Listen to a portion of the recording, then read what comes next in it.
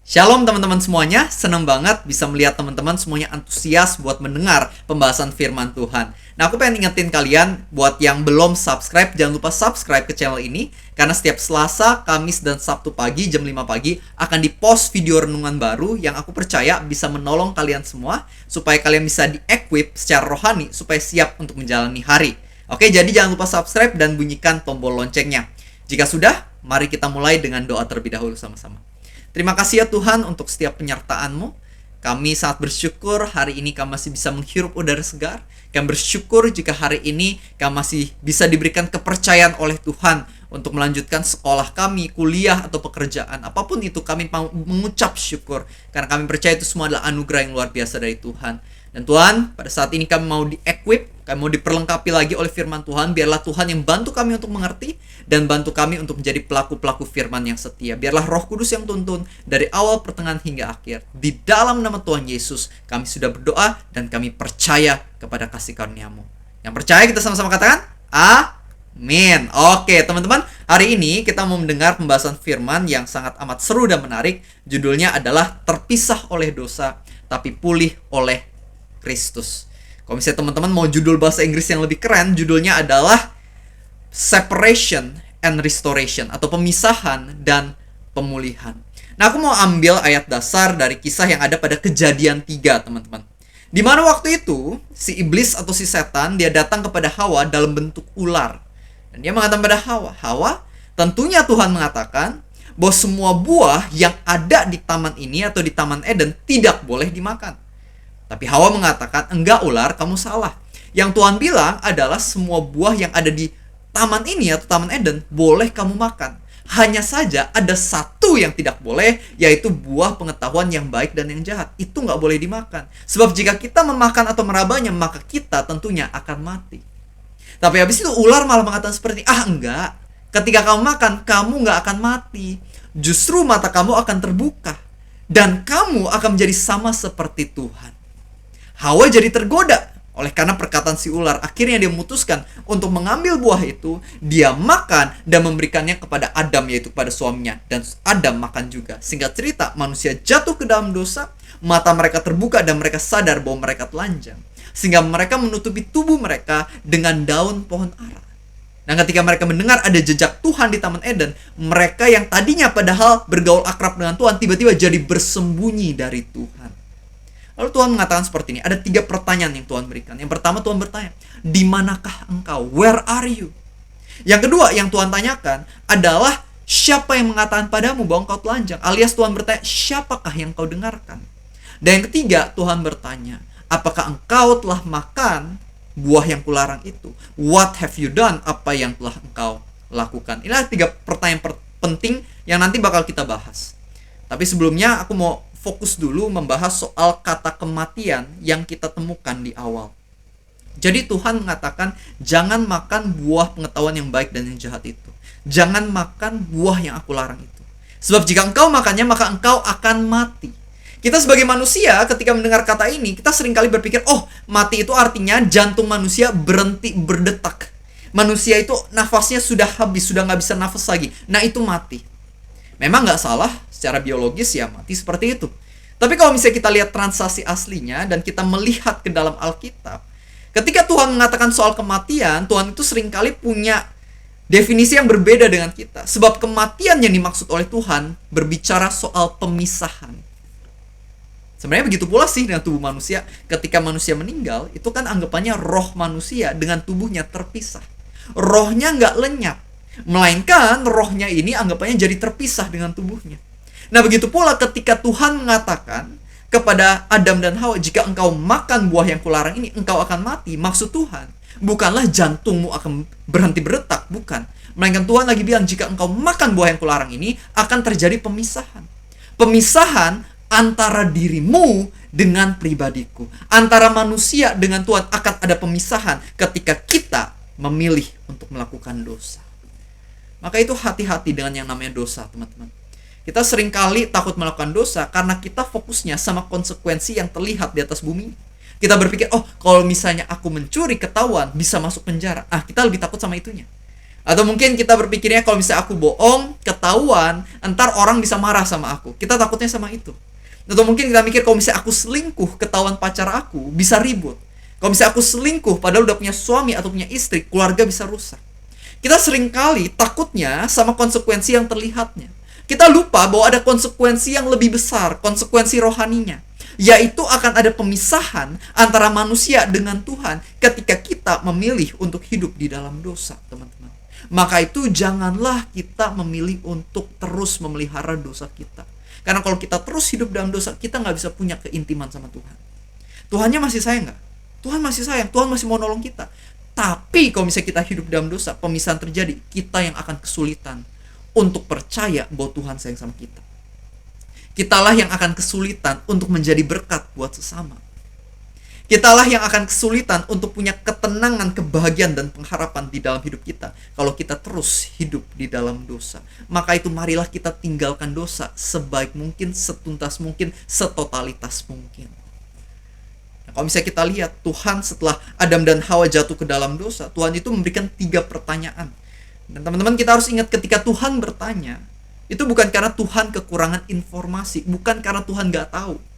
Melainkan Tuhan bertanya sebenarnya untuk menunjukkan sebuah poin kepada manusia, untuk menyadarkan manusia lewat pertanyaannya itu.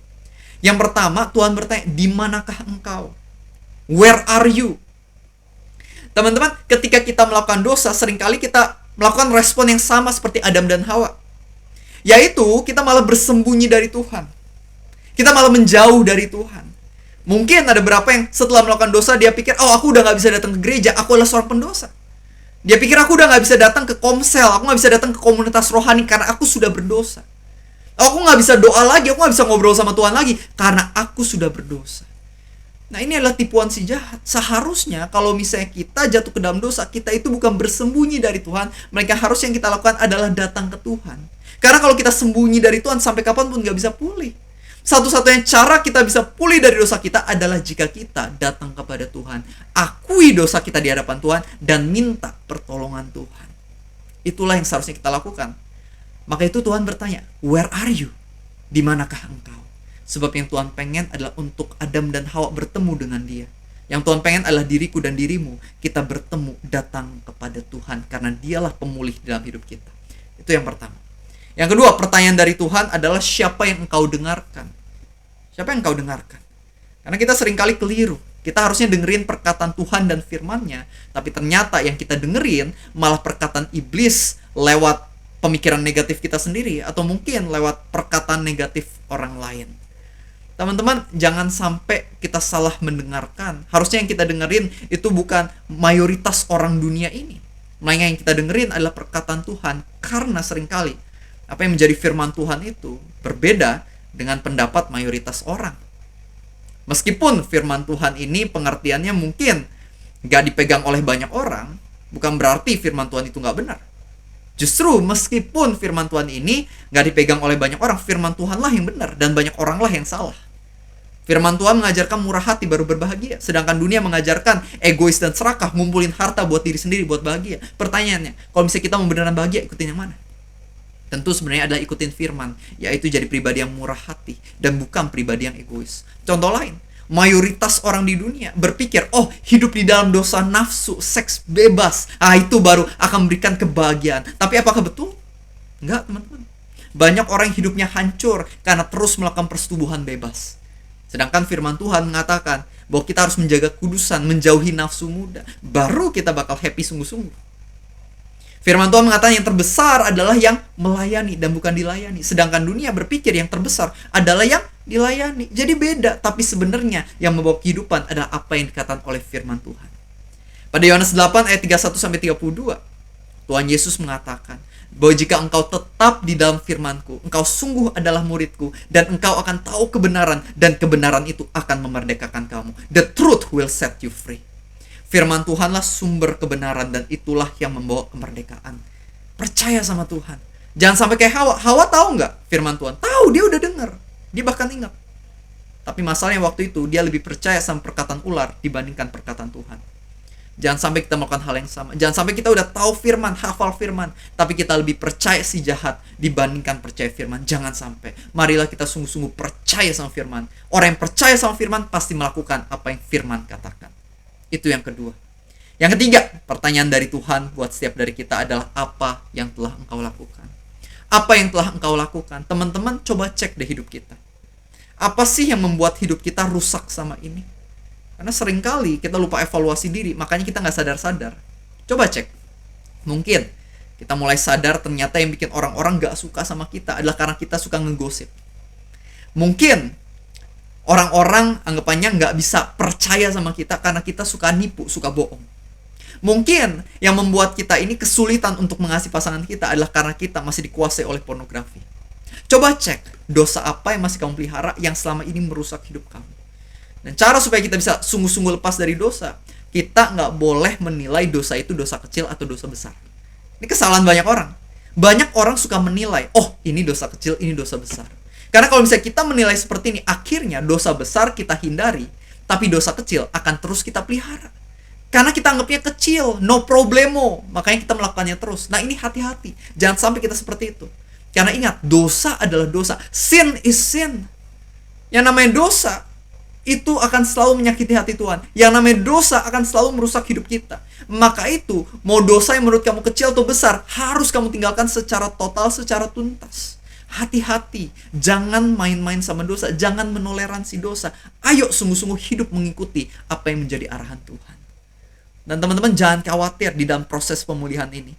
Karena engkau gak pernah sendirian, teman-teman. Engkau gak pernah sendirian. Karena setiap dari kita punya yang namanya juru selamat.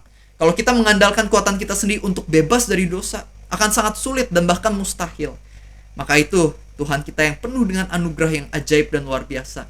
Dia datang ke dunia untuk mengorbankan nyawanya dan menebus dosa kita di atas kayu salib itu. Supaya kita bisa punya jalan untuk mengalami pemulihan. Supaya kita bisa punya kekuatan untuk bebas dari belenggu-belenggu yang ada. Saya suka banget apa yang dikatakan pada 1 Korintus 15 ayat 21. Di mana dikatakan bahwa sebab seperti maut atau kematian datang karena satu orang, yaitu karena Adam. Demikian juga kebangkitan orang mati datang karena satu orang, yaitu Yesus Kristus Tuhan kita.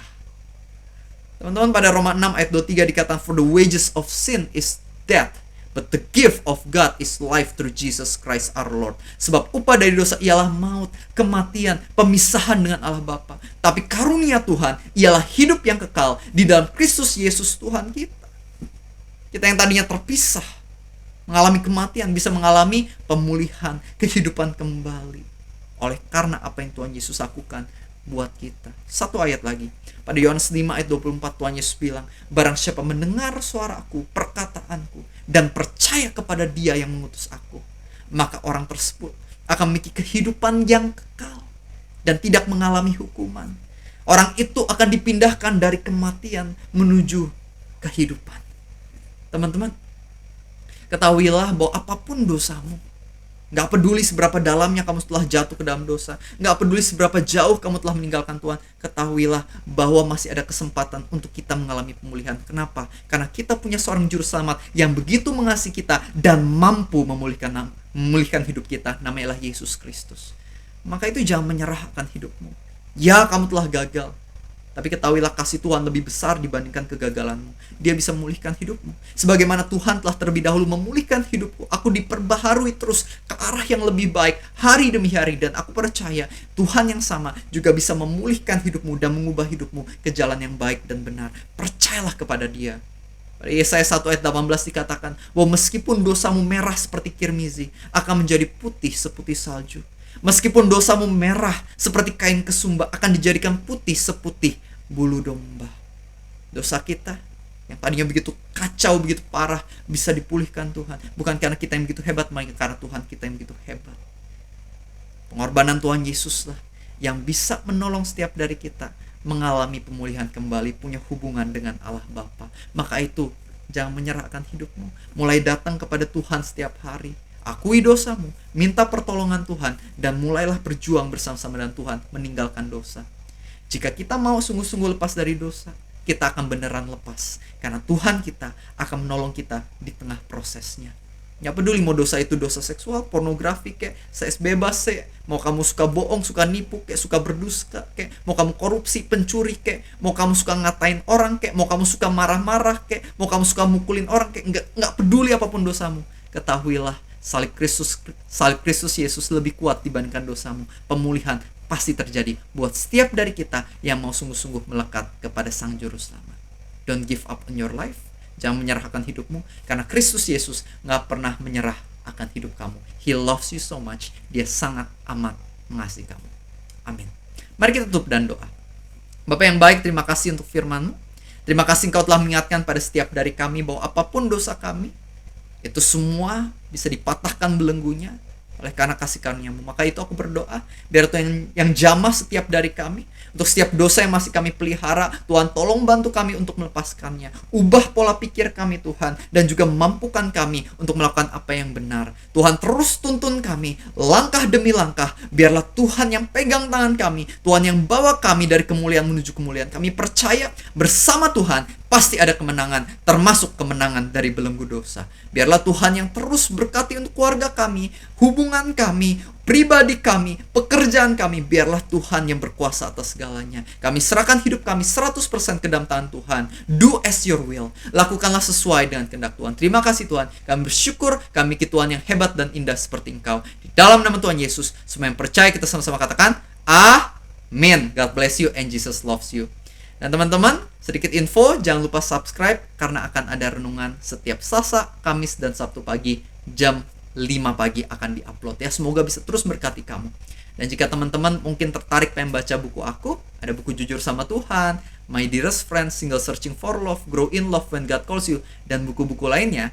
Kalian bisa cek aja langsung ke Shopee aku di gracety.id, atau search aja judul bukunya atau nama aku Revi Halim. Kamu bisa dapat buku rohaniku di situ. Dan aku berdoa agar buku-buku ini juga bisa menolong kamu, memberkati kamu, dan bahkan juga orang-orang yang ada di sekitar kamu. Oke, itu aja infonya. Jangan lupa buat ikut renungan berikutnya ya, di hari selanjutnya atau di minggu selanjutnya. God bless you dan maju terus dalam Tuhan.